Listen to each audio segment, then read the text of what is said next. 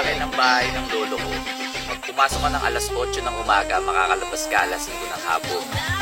Ganun kalaki yung bahay ng lolo ko. Psst! Wala yan sa lolo ko.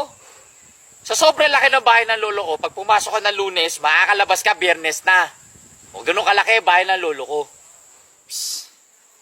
Eh, ang liliit pala ng bahay ng lolo nyo eh. Sa sobrang laki ng bahay ng lolo ko, pag pumasok ka ng 2015, makakalabas ka 2025 na. Ha? Ganun kalaki yung bahay ng lolo mo? Woo! O bakit? Saan ba nakatira lolo mo? Sa Bilibid.